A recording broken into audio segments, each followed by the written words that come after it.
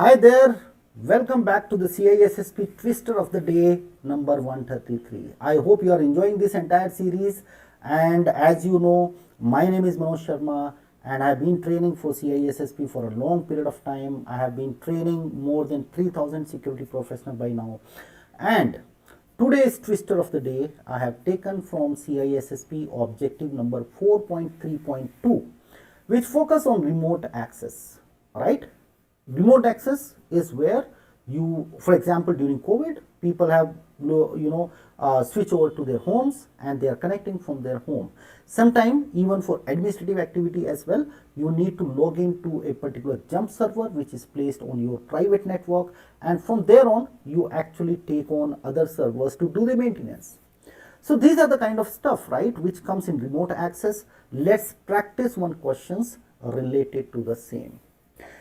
Feel free to pause this particular video and take your time to answer this particular question. It's a lengthy question. I have deliberately crafted it little lengthy, and once you're done, in next 10 seconds I am going to explain you the question.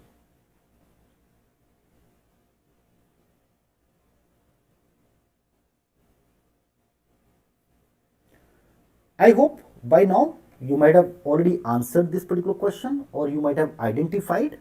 If not, feel free to pause this particular video again and find the right answer first. Let me go through my explanation.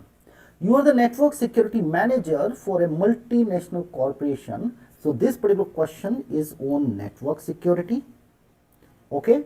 And you are responsible for ensuring secure communication between geographical dispersed offices. So it's all talking about secure communication between geographical dispersed offices.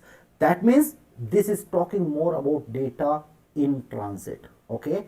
To achieve this, you decide to implement a virtual private network, VPN, okay, using tunneling protocols. Fantastic. Again, a keyword. What security aspect should you prioritize when configuring the VPN for secure communication? So from a security perspective, right, this is more of a security question. They're asking you technically what particular control or kind of something which you should prioritize when configuring the VPN connection. So before we go into the options there, let me tell you a little bit about VPN as well. So VPN is a very popular mechanism for you if you are working at home and you want to connect with your corporate network. This is where you can connect it through a secure tunnel. So we need two things when it comes to VPN. One is called as tunneling, some sort of tunneling protocol, maybe maybe GRE protocol or something like that, which is a tunneling protocol. But tunneling is one way to encapsulate your data into some kind of, you can say, headers or some kind of packet, right? But tunneling by default does not give you security. To make it more secure, you also need to implement encryption on top of it. So a secure VPN can only be called as secure when it is having a tunneling protocol and it is also encrypted. So it is called as a encrypted tunnel. I hope you understood what is VPN. Now let's go through this particular question. We have to find the best approach or something which we should prioritize when we are setting up the VPN connection. That means data at rest. Implementing biometric authentication for user. Biometric authentication is more of for the end user, and they might be logging in through a biometric maybe on the system, but it does not have direct connectivity with when the data is getting transmitted on a VPN. So that is the reason why we are going to rule out this particular option. Selecting the strongest encryption algorithm, and definitely encryption play the most critical role when it comes to VPN. As I told you, VPN has two major component in this. One is the tunneling part, another is the encryption part.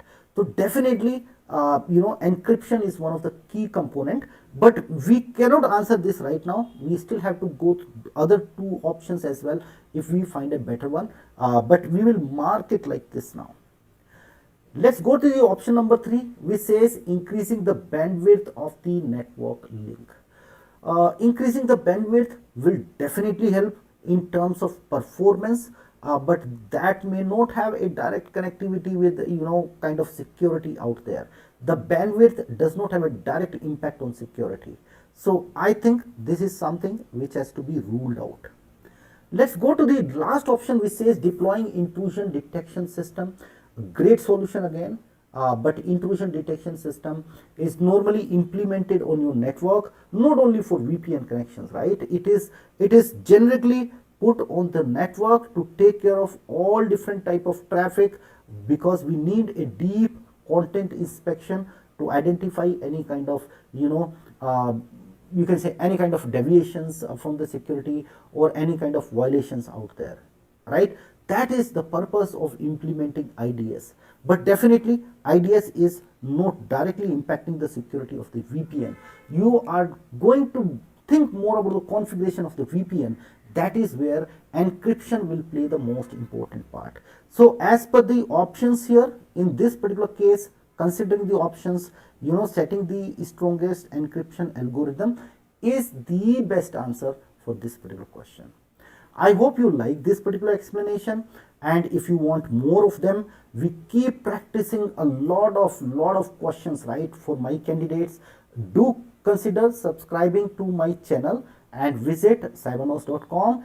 Get enrolled into the program if CISSP is something which you have a strong intention to go for, and you will find me always teaching you with passion.